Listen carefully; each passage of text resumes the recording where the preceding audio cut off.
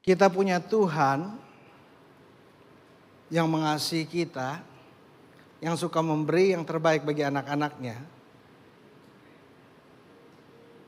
Dan Tuhan yang kita sembah tidak bisa dibeli atau disogok. Sama-sama bilang sama saya, Tuhan saya gak bisa disogok. Kalau manusia membantu, seringkali ada maunya. Kalau tangan orang yang membantu, seringkali ada maunya. Kalau gak ada untungnya, kadang-kadang gak mau bantu.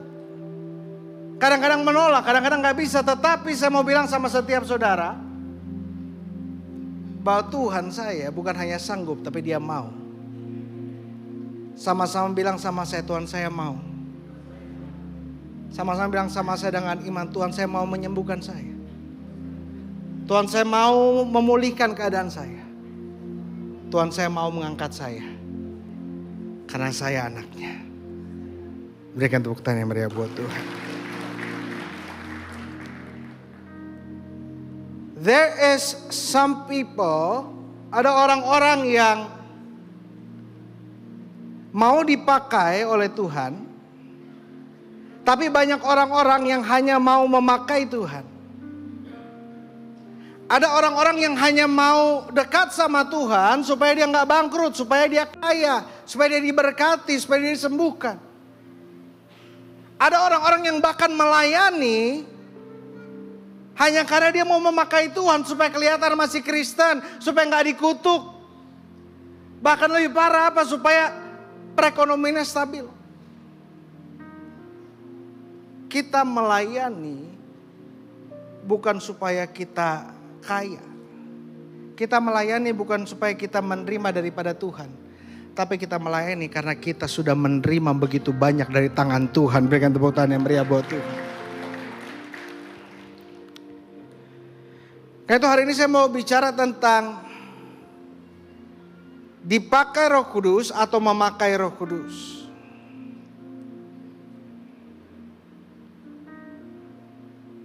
Roh Kudus tidak terbatas dalam memulihkan, memberkati, menyembuhkan. Saya sering datang ke rumah sakit di mana dokter sudah angkat tangan. Dokter udah bilang gak bisa disembuhkan. Dokter udah bilang perlu beberapa bulan. Dokter bilang tinggal beberapa bulan. Tetapi nyawa manusia tidak ada di tangan dokter. Hidup ini akan lebih damai kalau saudara sadar. Nyawa saya di tangan Tuhan. Kita pikir orang yang akan menyelamatkan kita, orang yang akan menolong kita.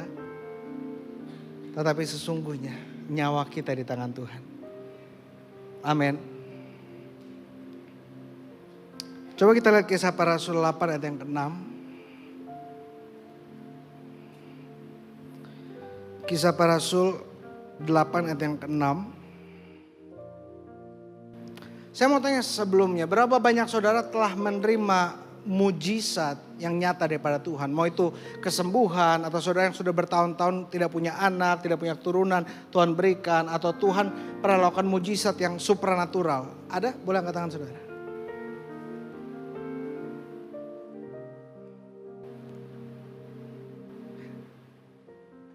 Saya mau tanya, berapa banyak saudara kenal ada orang-orang yang menjadi pengikut Tuhan, tadinya gak bergereja, jadi percaya kepada Yesus karena dia pernah mengalami mujizat. Ada? Coba kita lihat yang ke-6. Ketika orang banyak itu mendengar pemberitaan Filipus dan apa? Sama-sama bilang sama saya, melihat. Mendengar firman, Alkitab berkata, iman timbul dari pendengaran. Pendengaran akan firman Yesus. Nah, tetapi orang-orang juga melihat tanda-tanda. Nah, saudara disembuhkan bukan supaya saudara beriman kepada Tuhan, tapi saudara disembuhkan agar iman orang dapat dibangun. Satu kali saya sempat melayani di kota Palu.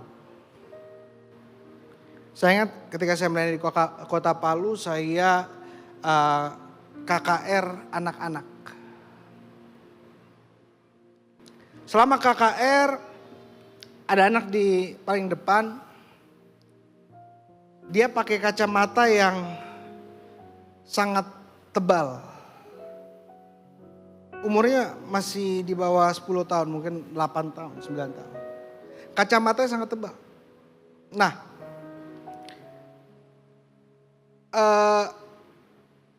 di saat itu saya nggak berpikir apa-apa. Tapi Tuhan bilang pada saya bahwa Tuhan akan menyembuhkan anak ini. Lalu saya katakan, Tuhan akan sembuhin kamu ya. Saat itu. Saya pun berpikir, Tuhan, kacamatanya lumayan tebal. Saya pun coba pakai kacamatanya saudara, itu betul-betul burem sekali. Enggak kelihatan apa-apa. Itu mungkin minusnya lebih dari 10. Saya bilang sebelum ibadah ini berakhir, Tuhan akan sembuhkan kamu. Saya beriman bahwa Tuhan sanggup. Tapi setelah saya khotbah, kita berdoa buat anak ini. Lalu kita kasih baca, coba kamu baca di amplop ini. Dia baca masih tanpa kacamata, dia nggak kebaca. Lalu dia pakai kacamatanya lagi, terus dia bisa baca dengan jelas. Kita berdoa lagi, lalu sudah di penghujung hampir selesai ibadah. Anak ini belum sembuh-sembuh. Saya berdoa sama Tuhan, anaknya sudah tahu, orang tuanya, ibunya kebetulan hadir, udah tahu bahwa dibilang akan disembuhkan. Kalau tidak sembuh, apa yang akan dipikirkan oleh anak ini?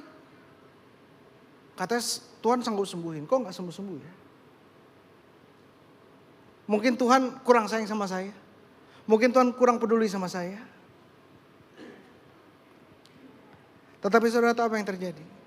Di penghujung pemberitaan firman, biasanya kalau saudara perhatikan, biasanya sebelum saya selesai, itu lagunya setiap kali, terima kasih Yesusku. Udah lagu terakhir, dan saya bilang Tuhan, masa gak sembuh? Tuhan dong ngomong. Dan saya juga udah bilang dan ibadahnya live streaming. Nanti tambah banyak lagi yang bilang nabi palsu ini berarti. Tapi saya beriman. Kalau Tuhan yang berfirman tidak pernah salah. Saudara amin dengan yakin. Saya yang deg-degan waktu itu. Lalu saya panggil anaknya ke depan. Karena saya tahu saya udah mau turun mimbar, saya panggil ke depan. Saya bilang, coba kamu baca. Wah, di depan saya dengan pede dan beriman. Coba kamu baca. Tuhan sudah sembuhkan. Dalam hati deg-degan. Tuhan, yang benar aja Tuhan. Masa iya enggak sembuh? Dan saudara tahu apa yang terjadi? Anak itu bisa membaca dengan jelas.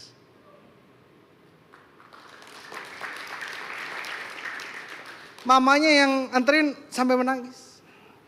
Nah, tetapi besoknya saya menerima kesaksian. Papanya sebenarnya melarang mereka untuk datang beribadah. Waktu pulang, papanya melihat bahwa anaknya disembuhkan. Papanya menangis. Dan dia bilang, saya gak akan pernah larang untuk datang beribadah lagi. Dan saudara bayangin, ketika dia sekolah, apa yang akan guru dan teman-temannya bilang? Kacamata kamu mana? Ketinggalan, kelupaan? Oh enggak, Kamu ke dokter mana? Enggak, Tuhan Yesus yang sembuhkan. Tuhan mau beri saudara mujizat agar namanya dimuliakan. Berikan tepuk tangan yang meriah buat Tuhan. Orang melihat tanda-tanda yang diadakannya, ayat yang ke-6. Mereka semua bulat hati menerima apa yang diberitakannya itu. Ayat yang ke-7 coba kita lihat. Sebab dari banyak orang yang kerasukan roh jahat, keluar roh-roh itu sambil berseru dengan suara keras, dan banyak juga orang lumpuh dan timpang yang disembuhkan. Iblis itu dapat menyebabkan orang menjadi buta, tuli, gila. Iblis itu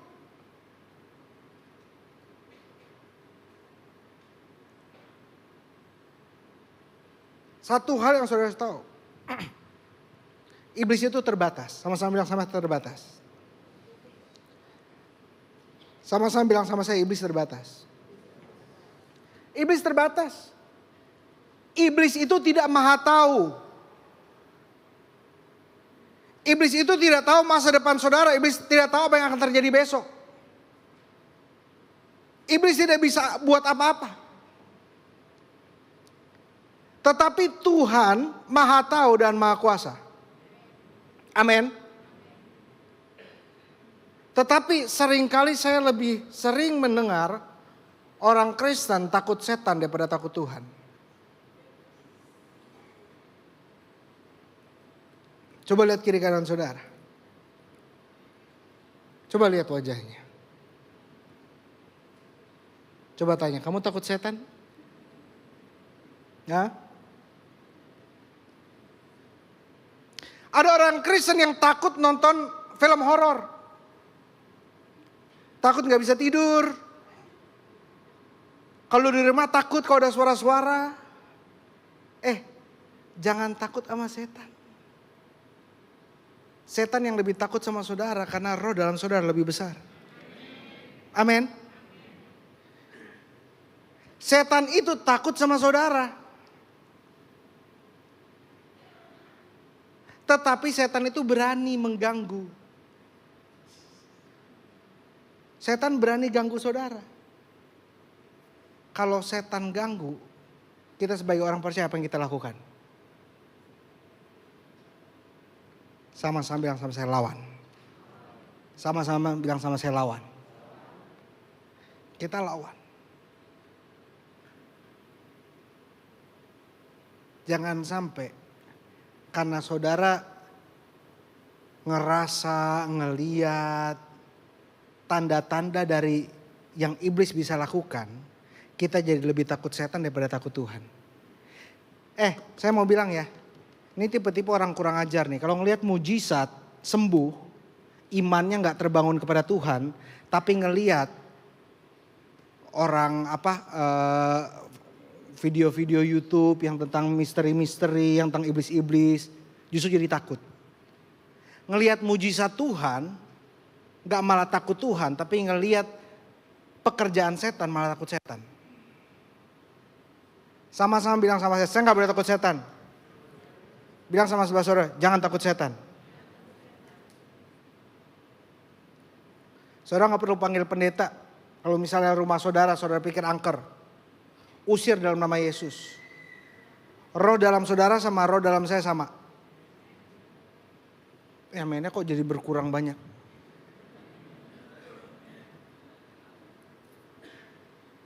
Kalau rumah saudara angker, kalau kantor saudara angker, usir dalam nama Yesus karena ada kuasa.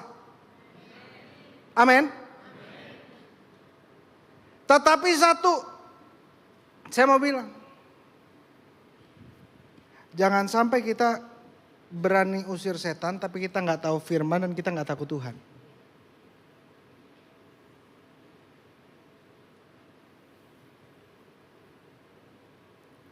Karena makin kita dekat sama Tuhan, iblis gemetar.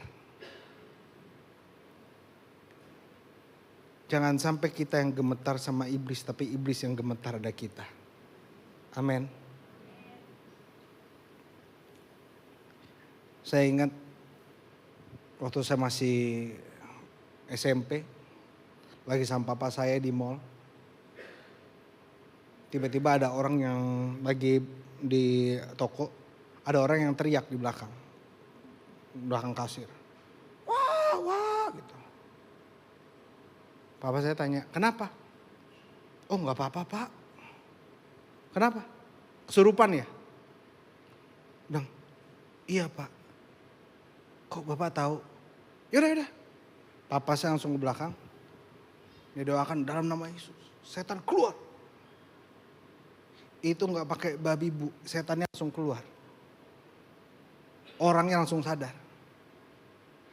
Sampai orangnya bilang, wah bapak ada ilmu ya? Papa saya jawab, iya ilmu saya tinggi. Langsung dari Tuhan Yesus.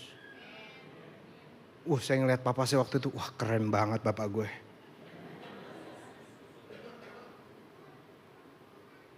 Sama-sama bilang sama saya punya kuasa.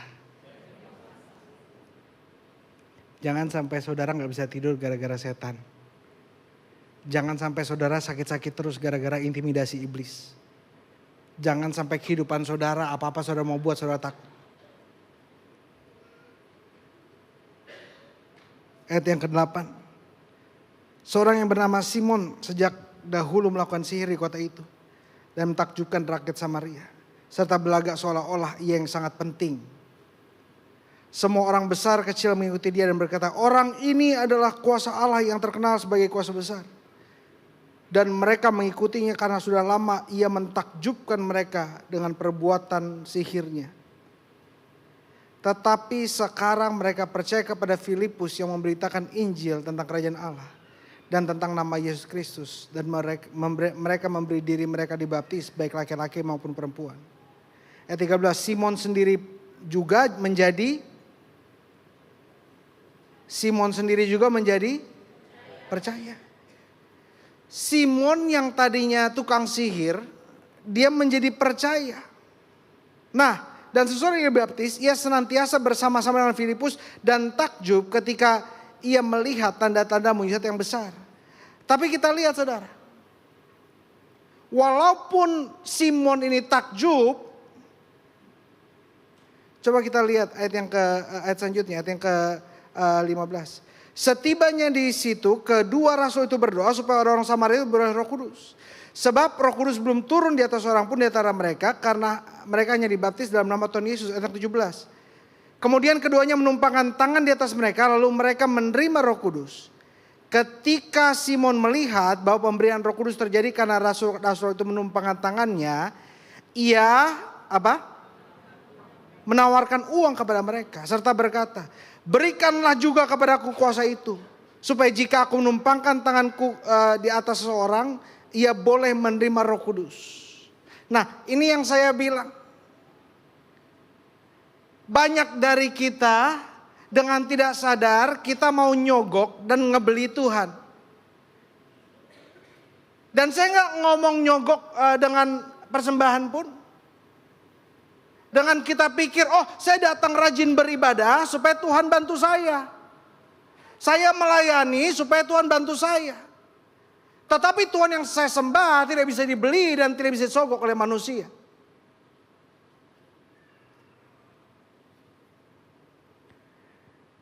Ayat yang 18, ayat yang 19, ayat yang 20 sorry. Petrus berkata kepadanya, apa? Binasalah kiranya uangmu itu bersama dengan engkau. Karena engkau menyangka bahwa engkau dapat membeli karunia Allah dengan uang. Sama-sama bilang sama saya di hadapan Tuhan. Uang saya tidak berarti. Tuhan gak ngelihat berapa banyak uang saudara untuk memberkati saudara. Tuhan gak ngelihat berapa banyak uang saudara untuk memberikan saudara mujizat. Yang Tuhan lihat adalah hati saudara. Amin. Ada orang-orang yang punya hati begitu tulus. Sampai ketika saya melihatnya, dengan gampang saya bilang, Pak, Bapak gampang terima mujizat dari Tuhan. Bu, ibu gampang terima mujizat dari Tuhan. Ketika tangan kita terlalu erat menggenggam apa yang kita punya, susah untuk tangan kita terbuka untuk menerima dari Tuhan. Kalau tangan kita menggenggam dunia atau kepunyaan kita terlalu erat, kita susah tangannya terbuka untuk menerima dari Tuhan. Pada hari ini, saya percaya kuasa Tuhan hadir di tempat ini. Amin. Roh Kudus bisa bekerja.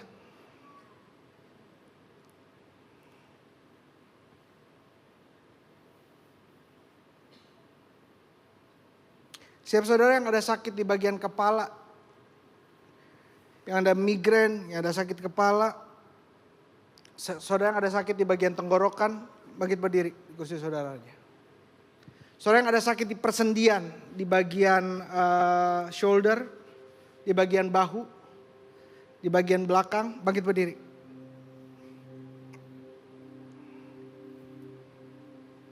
Saudara yang ada sakit di bagian pencernaan, bagian lambung, bangkit berdiri. Saudara yang ada sakit di bagian kaki, bangkit berdiri.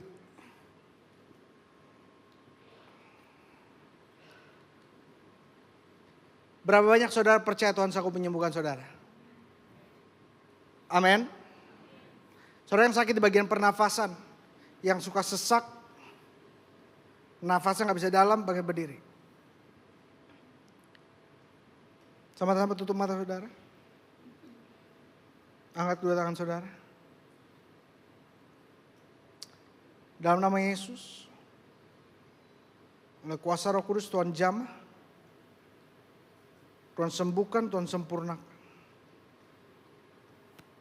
Di dalam nama Yesus. Taruh tangan kanan saudara di bagian tubuh saudara yang sakit. Ibu-ibu tadi susah berdiri lama. Iya. Betul nggak? Iya. Tapi tadi selama ibu menyembah Tuhan, ibu bisa berdiri lama. Betul nggak saya? Iya. Di dalam nama Yesus, Tuhan sembuhkan secara sempurna di bagian kakinya, Amen. lututnya juga, Yes. yang susah digerakkan. Tuhan sempurnakan di dalam nama Yesus. Sekarang ibu gerakan di dalam nama Yesus. Angkat yang tinggi di dalam nama Yesus. Lebih ringan gak, Bu? Ringan. Tadinya ibu naik tangga susah, betul gak? Betul gak? Coba sekarang ibu naik tangga sini. Coba ibu naik sini. Ibu kesini sama siapa? Sendiri. Coba ibu naik tangga sini. Dalam nama Yesus. Saya pernah jatuh dari Ibu pernah jatuh. Coba naik tangga dalam nama Yesus. Naik lagi. Satu lagi. Jadi ibu betul susah ya. Ibu percaya Tuhan sanggup sembuhkan? Amin. Amin. Amin. Di dalam nama Yesus. Dalam nama Yesus. Tuhan jamah dan sembuhkan sekarang. Biar disembuhkan. Haleluya. Amin. Coba ibu turun tangan. Angkat kaki, angkat alat ibu yang tinggi. Ya, turun. Masih takut. Masih kaku. Gerakan lagi. Takut. Takut. Apa? Masih takut karena pernah jatuh dari tangga. Jadi kalau saya lihat begini agak trauma. Tuhan sudah sembuhkan, karena Tuhan sudah sembuhkan. Amin. Ibu beriman sama Tuhan. Yes. Tuhan gak akan membiarkan ibu jatuh lagi. Amin. Tuhan akan menyembuhkan secara sempurna. Coba ibu turun. Gak usah lihat tangga. Sini lihat saya pegangin. Saya gak akan biarkan ibu jatuh. Tunggu, ibu tunggu. Oke? Coba ibu naik lagi. Sini. Siap? Angkat. Iya. Beda gak? Beda. Hah? Beda. Beda. Betul. Amin. Rasanya berbeda. Apa? Bedanya apa? Bisa ringan. Coba ibu turun lagi. Jangan takut. Lihat saya. Ya. Sekali lagi. Bisa naik? Oke. Makasih. Betul berbeda. Siapa yang sembuhkan ibu? Tuhan Yesus. Kesegaran saya minta. Saya punya mata kiri ini mesti operasi katarak. Tapi saya tidak pernah mau karena saya yakin Yesus dokter saya. Dokter dan saya minta kesembuhan dari dokter. Saya saat ini udah mau 2 tahun saya tidak pernah cek mata saya ini. Saudara percaya Tuhan bisa sembuhkan? Amin. Tutup mata saudara. Ibu taruh tangan kanan di mata ibu. Dalam nama Yesus. Saudara juga yang sakit, yang bangkit berdiri, taruh tangan kanan saudara di bagian tubuh saudara yang sakit. Dalam nama Bapa, Anak dan Roh Kudus, Tuhan engkau sembuhkan. Tuhan jamah sekarang ada perubahan. Tadinya ia melihat seperti buram, seperti berbayang. Sekarang dia melihat jelas, bisa baca Alkitab, ada perubahan. Dan siap sakit penyakit kau tidak punya kuasa di tempat ini. Hamba perintahkan keluar dalam nama Yesus. Siap sakit penyakit dari ujung kepala sampai ujung kaki. Di dalam nama Yesus. Ikatan-ikatan kuasa kegelapan, ikatan-ikatan sakit penyakit, kami perintahkan keluar dalam nama Yesus. Kuasa Roh Kudus menjamah. Tuh Bapak yang pakai baju merah, pakai kacamata, Bapak udah sembuhkan.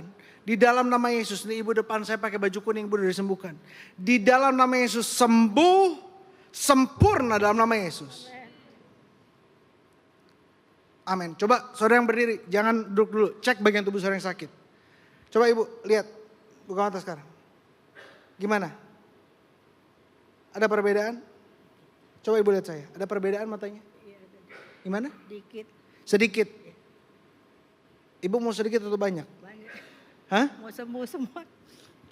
Dalam nama Yesus secara sempurna, matanya sembuh sebagai tanda bahwa engkau sanggup, engkau berkuasa Amin. di dalam nama Yesus. Yes. Amin. Amin. Coba bawain saya yang itu yang ada tulisannya. Ya, sini Pak. Coba ibu lihat. Ibu baca. Masih kabur. Yang ini. Masih kabur? Iya. Di dalam nama Yesus sembuh sempurna. Ketika ibu buka mata, sembuh sempurna bisa membaca. Coba ibu lihat. Ada perubahan? Coba baca yang nomor 4. Yang ini. Bisa kelihatan? Belum bisa, Mas. Belum bisa? Iya, Tapi ibu percaya Tuhan sanggup sembuhkan? yakin. Yakin? Yes. Sebelum ibadah selesai nanti saya cek lagi ya. Ibu beriman. Amin. Udah ada perubahan sekarang? Sedikit. Sedikit. Kalau Tuhan bisa sembuhkan Macam sedikit. mungkin belum. Kalau Tuhan bisa sembuhkan sedikit, Tuhan bisa sembuhkan banyak. Amin. Amin. Iya. Ayo ibu turun lagi. Amin. Dalam nama Yesus. Saudara udah cek? Tuhan berkati ibu. Saudara udah cek? Jangan dulu. Saudara udah cek? Siapa yang udah terima kesembuhan dari Tuhan? Angkat tangan kanan saudara yang tinggi. Yang tinggi, yang tinggi. Udah sembuh tadi ya, ini ya, shouldernya. Udah sembuh. Bapak sakit bagian apa? Udah sembuh? Coba digerakkan. Rasanya gimana? Tadi seperti ada nyeri dan kaku, betul nggak?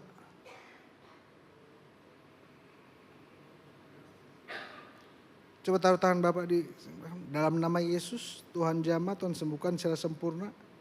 Bagian belakangnya sekarang tidak kaku lagi, tidak nyeri karena Tuhan sudah jamah dan sembuhkan.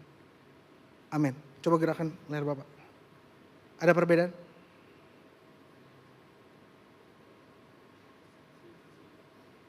Masih sedikit. Belum berasa. Oke, nanti kita doakan. Nanti saya ngikutin Bapak, nanti duduk ya. Siapa saudara yang sudah disembuhkan, angkat tangan yang tinggi. 1, 2, 3, 4, 5, 6, 7, 8, haleluya. Berikan tepuk tangan yang meriah buat Tuhan. Silakan duduk Bapak saudara sekalian. Tuhan bisa menjamah dan menyembuhkan saudara. Segampang itu, secepat itu. Amin. Saya percaya bahwa kita dijamah, kita disembuhkan Tuhan untuk kemuliaannya. Tadi saya bicara dengan Pak Gembala dan saya rindu untuk bisa melayani dalam ibadah kesembuhan sekali sebulan. Karena saya percaya orang mendengar pemberitaan firman, orang melihat tanda-tanda, hati mereka percaya pada Tuhan Yesus Kristus. Berikan tangan Tuhan yang beri buat Tuhan.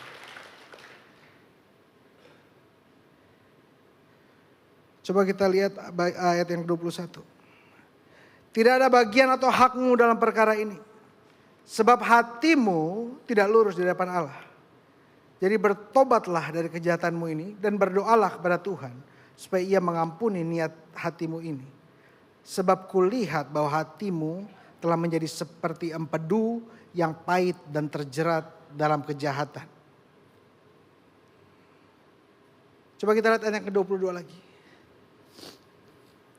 Jadi bertobatlah dari kejahatanmu ini dan berdoalah kepada Tuhan supaya Ia mengampuni niat hatimu ini. Tuhan melihat niat hati saudara. Kalau saudara melayani juga Tuhan melihat niat hati saudara.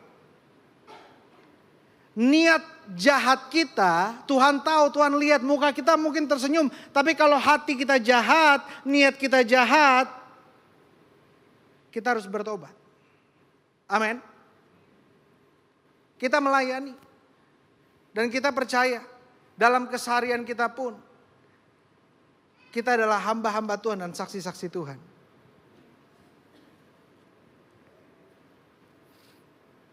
Saya percaya bahwa Tuhan sanggup melakukan mujizat tanpa syarat dalam kehidupan kita. Jangan saudara pikir, oh harus didoakan pendeta dulu baru sembuh. Jangan saudara pikir, harus ada musik yang mengiringi dulu sembuh. Tuhan gak perlu.